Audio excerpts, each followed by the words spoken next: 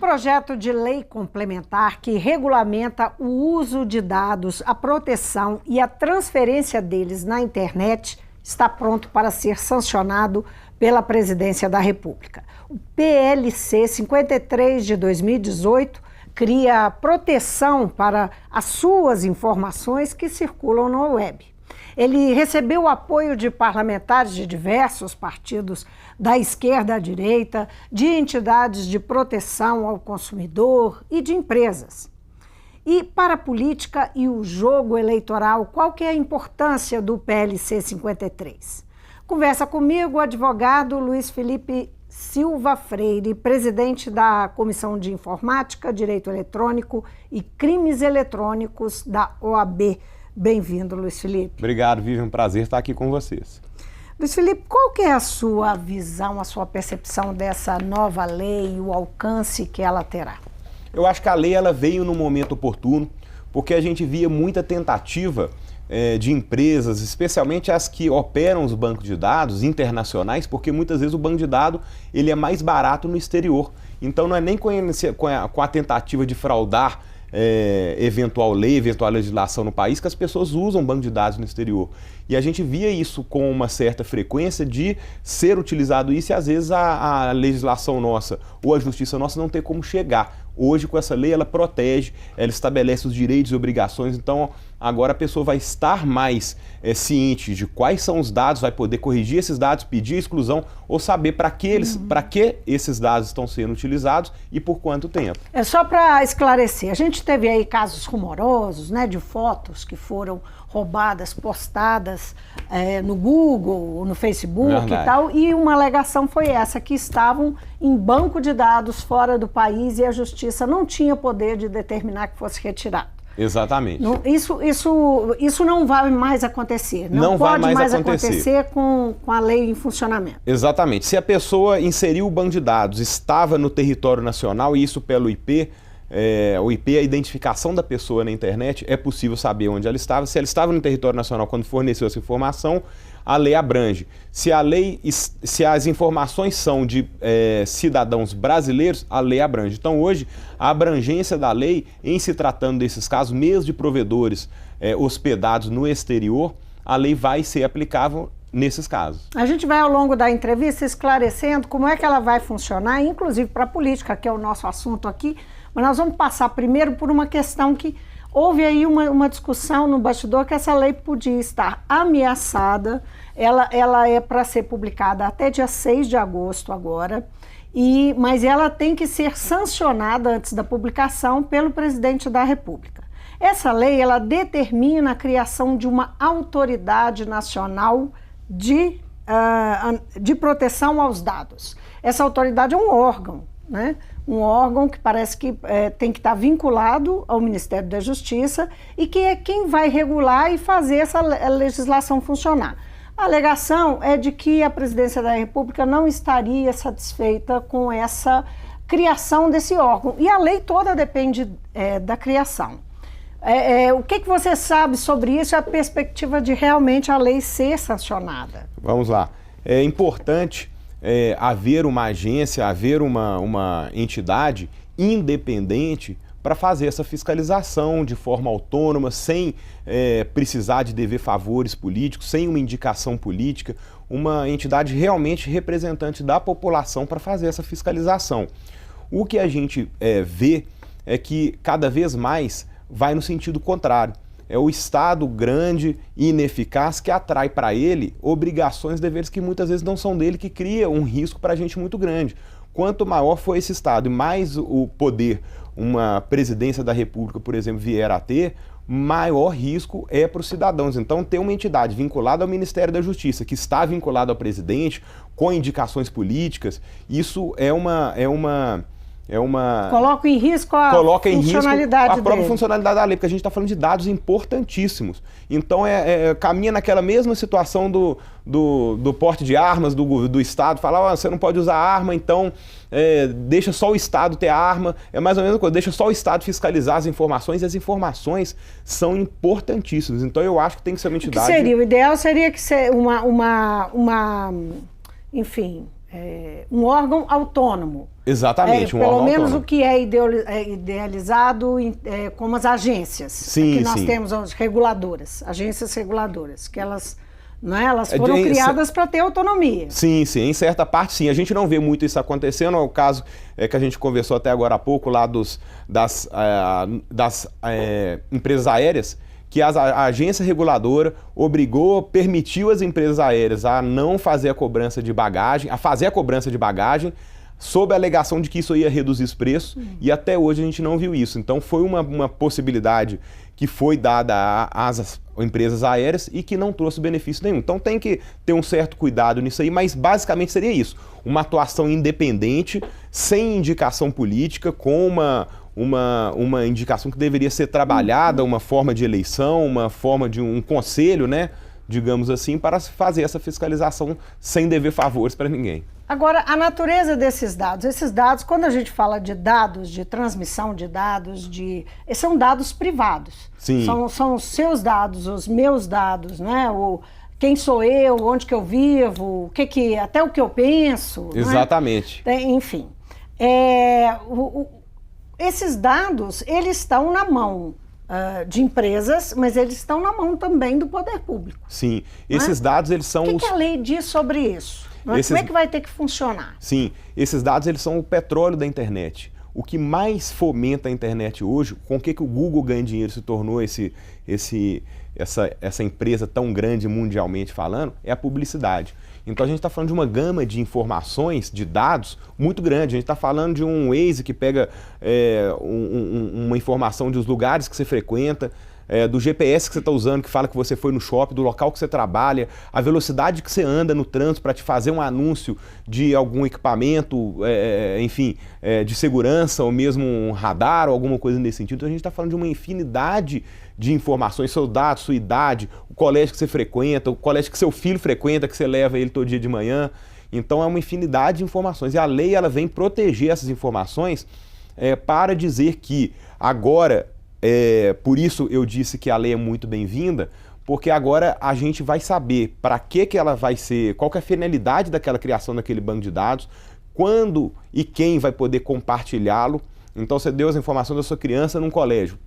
Como que o colégio vai utilizar aquelas informações? Ele vai poder vender para terceiros ou não? Ele vai poder fazer uma publicidade em cima daquilo ou não?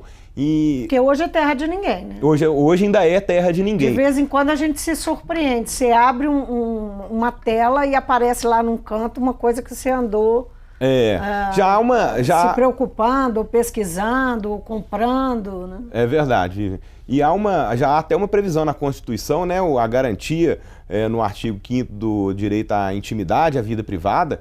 Então isso aí essa lei vem regulamentar, digamos, essa proteção à nossa intimidade, à vida privada, né?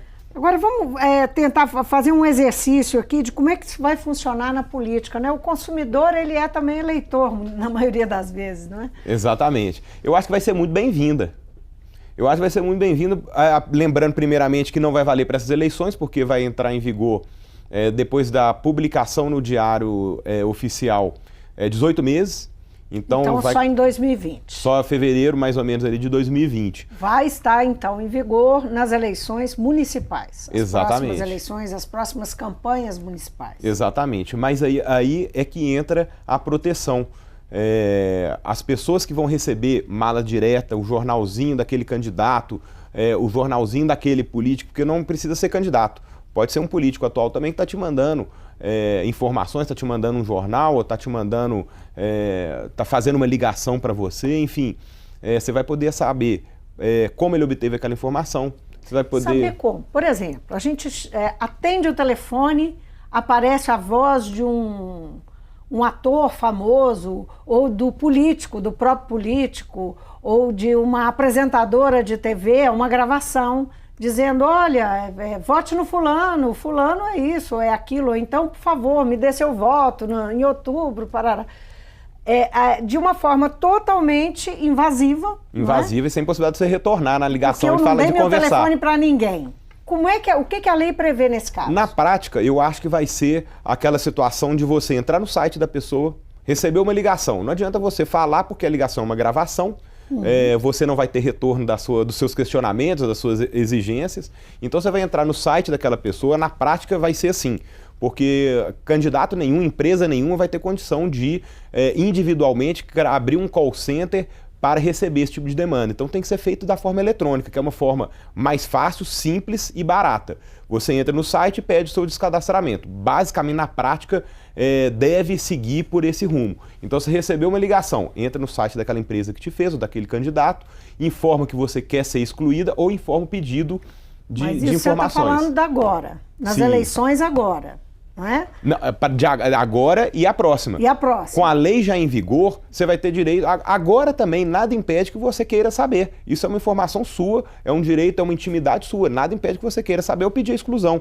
A empresa, o Marco Civil já tem proteção à privacidade, já tem artigos que... As pessoas já podem fazer já isso. podem fazer isso. Então já podem, desde sempre, questionar por que meu nome está aí, eu quero que tira. E hoje os e-mails... Então, o candidato X liga para você, você entra no site da campanha dele e faz uma queixa. E pede a exclusão do cadastro. Exatamente. Agora, se não excluir... se não excluir, aí você... sanção, porque a lei não está em vigor. Exatamente. Então aí você vai ter que ir na justiça, pedir um dano moral pelo trabalho que você teve, por aquele incômodo que todo dia, ou 3 vezes por semana, você está tendo aquele incômodo. Mas é importante lembrar, Vivian, que a lei ela estabelece que as pessoas podem pedir essas informações e que tem que ser sem custo. Então, justamente para evitar, eu vou tirar a sua informação do banco de dados, mas você me paga R$50 ali para eu retirar, que é o custo que eu incluí. Não, tem que ser sem custo. Então, recebeu a ligação, você não quer que seja mantida ali, você pode pedir essas informações, de onde que veio, qual é o prazo de duração, qual é a finalidade, pode pedir isso tudo, como também pedir a remoção. Lembrando que a autorização para que seu nome seja mantido no banco de dados, ela tem que ser feita por você e cabe à empresa ou aquele político, aquele candidato, provar que você autorizou. Então, se você fez uma ligação por telefone e autorizou no telefone, ele vai ter que gravar essa ligação para provar que você autorizou. O ideal é que ele seja feito num site ou tenha uns dados para identificação, CPF, o nome, né, para você autorizar ali. Mas vai criar um obstáculo para proteger a nossa intimidade. Olha, teve um escândalo internacional, né, no ano passado envolvendo a Cambridge Analytica, que acabou quebrando, não é isso? Que acabou fechando, não sei se quebrou, mas fechou as portas, que era uma empresa que comercializava dados, usava, né, redirecionava dados para atender a campanhas políticas, a campanhas rumorosas internacionais, como a do presidente Donald Trump nos Estados Unidos, quando ele se elegeu, como o caso do Brexit, né, que foi o referendo na Inglaterra, que também foi alimentado com dados comprados orientados pela Cambridge Analytica Analytics e comprado do Facebook. Sim, sim. Não é? Aqui no Brasil, que risco nós temos de ter de novo, porque nós estávamos no meio, tinham mais de 400 mil brasileiros na lista de 87 milhões, né?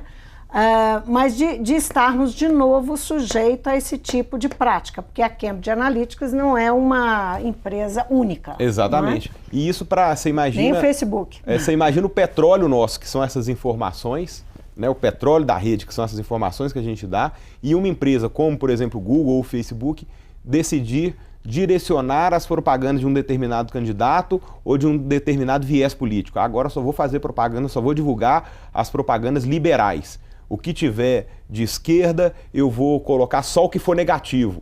Então imagina, o poder político é muito grande. Então, agora com essa legislação, nada impede que para essa próxima eleição, para essa eleição de agora, desse ano, Ministério Público, TRE, TSE já fiscalizem para que isso não aconteça. Mas com a lei vai dar uma segurança muito maior, que tem que ter uma neutralidade. Mas falando do mundo real, a lei não está em vigor. Não está em vigor. Às vezes nem com lei em vigor as coisas acontecem. Exatamente. Qual que é a perspectiva que nós temos para as eleições desse ano? Existir abuso do uso de dados ilegal? Né? O abuso, no meu entender, ele vai sempre existir, infelizmente. a tendência é que ele seja reduzido. O estudo que as empresas estão fazendo para diminuir os fake news, para diminuir usuários que são falsos, digamos assim, que não existem, para aumentar o número de seguidores de um determinado candidato, as empresas estão com um compromisso social nesse sentido. Então eu acho que para essa eleição isso já vai começar. A lei, esse prazo de 18 meses, eu acho que a própria explicação da lei, e eu concordo com isso, é um prazo de adequação. Então é um prazo para a população tomar ciência do que é a lei, quais são os seus direitos, para daqui 18 meses a população cobrar. Se o prazo fosse de um mês, você imagina, de repente eu recebi para essa eleição, a lei entra em vigor mês que vem, já vale para essa eleição. A população ainda não conhece a lei, ainda não sabe que você pode pedir essas informações, qual que é a finalidade desse banco de dados, qual que é o prazo. Então eu precisaria de ter uma divulgação muito forte. E esse prazo de 18 meses é justamente para isso. Agora, há empresas trabalhando com esse tipo de dado no Brasil com foco nas eleições. Sim, há. Isso é sabido, né? Sim, com certeza há.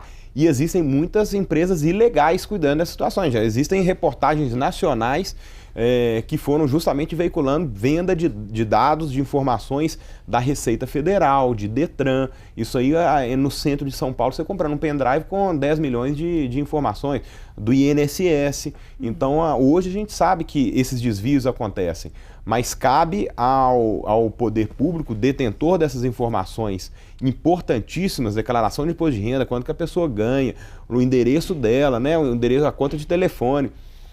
Cabe a elas adotar as medidas para proteger as informações e não permitir que isso se propague, né? Agora, do ponto de vista político e da própria possibilidade de manipulação do voto, a legislação de 2015, ela permite o impulsionamento, não é?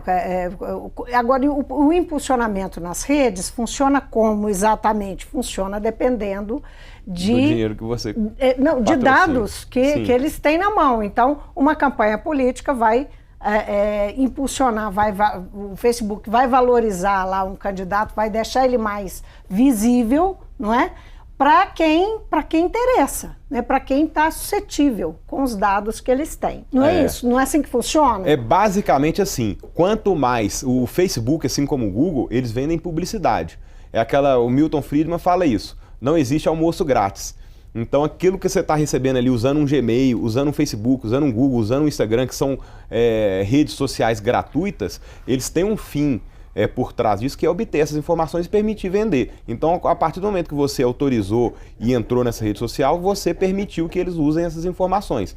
E como que eles fazem isso? Quanto mais você pagar, maior é a exposição. Então, eu particularmente... Quanto mais o candidato pagar. Quanto mais o candidato pagar. Então, eu tenho um pouco de conhecimento disso, porque eu já fiz esse acompanhamento, já fiz uma análise desses sistemas, e funciona mais ou menos assim. Você vai no Facebook, você escolhe para quem que você quer que aquela mensagem apareça, se é homem ou se é mulher. Você pode escolher para qual profissão aquela mensagem vai aparecer. Você pode escolher para a quantidade de pessoas que ela vai aparecer. Você pode escolher para a região que aquela mensagem vai receber. Eu quero só para esse bairro, eu quero só para Belo Horizonte, para Grande BH, para Minas Gerais todo, para o Brasil todo. E quanto mais segregado e maiores as visualizações desse anúncio, maior é o custo. Então você paga por clique. Quanto mais clique tiver, mais você paga. Então, cria-se aí uma possibilidade de quanto mais o candidato investir nisso, maior ele vai ter visualizações. Então, quer dizer, a manipulação das redes está legal e cada vez mais perigosa se o eleitor não ficar atento. Veja bem, a gente tem que separar duas coisas. Uma coisa é a própria rede social, por interesses próprios, decidir veicular mais um anúncio do que outro anúncio. Quando você não paga o anúncio e coloca uma postagem sua na rede social, aquela postagem vai aparecer para 20 pessoas, 50 pessoas. A rede social pode fazer ela aparecer para 100, para 50, para 1.000, para 5.000. Então isso, a empresa ela tem que se manter neutra. Mas a publicidade em si é igual você comprar um espaço na televisão. Você tem, se você tiver patrocínio, se você tiver dinheiro, você vai comprar minutos na televisão para fazer sua propaganda, assim como você pode comprar eleitores na rede Felipe, social. cá para nós, como é que a pessoa vai saber separar? Como é que ela vai saber? Porque a televisão tem os códigos, não é? A televisão está ali, você quando entra o intervalo, é o intervalo comercial. Sim, sim. A questão ela é muito simples, é uma publicidade. Eu acho que agora a gente não tem mais o patrocínio de campanhas por empresas. Então você tem que receber doações. Se o candidato receber doação, ele vai pegar e vai anunciar na rede de televisão, na rede de rádio ou na rede social. Agora, uma coisa é o anúncio patrocinado. O anúncio patrocinado, aquela mensagem que você patrocinou, ela fica escrito lá, pequenininho logo abaixo, AdWords ou patrocinado, sempre fica uma indicação. Então fica aí a dica. Você olha bem o que é patrocinado, o que não é, porque abaixo do post está lá escrito. Exatamente, abaixo do post está escrito. No Instagram, por exemplo, é muito fácil de você perceber, porque a rede social do Instagram, você só vê postagens daquelas pessoas que você segue. E de repente aparecem postagens de pessoas que você não segue. Se você reparar essas postagens de empresas que você não segue, você vai ver que está escrito lá, patrocinado. Isso indica que alguém pagou para aquela postagem aparecer para você. Aí está dentro da lei, não há problema nenhum. O problema é uma rede social, assim como aconteceu no caso do Donald Trump, uma rede social falar assim, eu vou promover os anúncios da esquerda e vou negar os anúncios da direita. Então vou dar uma visibilidade muito grande para determinados políticos ou determinada classe social ou liberal, ou de esquerda ou de direita, e para outra não. E aí está a necessidade da lei estabelecer essa neutralidade. No caso do Brexit também, né? Houve uma visibilidade muito grande do sim ao Brexit. Né? Sim, foi a estratégia exatamente. Que foi usada e acabou surpreendendo todo mundo. É verdade. Agora, a legislação na Europa acabou de ser aprovada. A gente tem agora em maio. Sim. Né? E parece que a nossa é muito parecida com a deles. A nossa é muito parecida. A gente tem um historiador, que é o Hernando de Soto, que escreveu o livro O Mistério do Capital, e ele faz um paradoxo desse direito comparado. Por um lado, é bom, a gente pegou uma legislação de um país desenvolvido e trouxe para cá, mas os usos e costumes aqui, nacionais, brasileiros, eles são diferentes do europeu. Então, quando você copia uma lei, ainda com as adequações, muitas vezes essa lei não consegue ser aplicada aqui, porque a gente tem outros costumes. Então, quanto maior for a diferença de região, maior tende a ser o dinheiro que você vai gastar fiscalizando, a punição, prisões para prender as pessoas. Então, tem que só tomar bastante cuidado a usar esse direito comparado, a exportar essa legislação. Mas você acha que aconteceu isso na adoção? Sempre acontece. Na adoção de direito, no uso de direito comparado, você trazer uma legislação de outro país para cá, um artigo ou outro vai sempre ter alguma coisa que vai ser um pouco mais aplicável lá e menos aplicável aqui. Muito bem, então fica aí a dica que esta lei da qual nós estamos falando, que é o projeto de lei complementar 53 de 2018, que já passou no Congresso, na Câmara e no Senado, que está para ser sancionado no próximo dia 6 agora pelo presidente da República, ele não está em vigor nessas eleições. É aquela legislação que vai dizer assim, olha, como que vai ser o uso de dados, a transferência de dados, não é? Todas as regras para o uso de dados na internet. Exatamente. Então, cabe mais do que nunca a quem quer proteger a sua privacidade e não ser manipulado, ficar de olho enquanto se espera a lei. Não é? Exatamente. A gente tem que tomar cuidado e a lei veio num bom momento. É uma lei que veio para ajudar, veio para proteger a nossa relação. Então a gente tem só que ficar atento com esses probleminhas de uma entidade fiscalizadora, braço direito do presidente da República, algumas coisas típicas desse Estado grande. A gente tem que tentar tornar as coisas mais eficazes e mais fáceis de serem feitas. Eu conversei com o advogado Luiz Felipe Silva Freire, ele é presidente da Comissão de Direito Eletrônico da OAB Minas e o assunto foi esse que eu me referi, o projeto de lei complementar que disciplina o uso de dados na internet no Brasil. O Mundo Político fica por aqui, obrigada por nos acompanhar e até o próximo programa.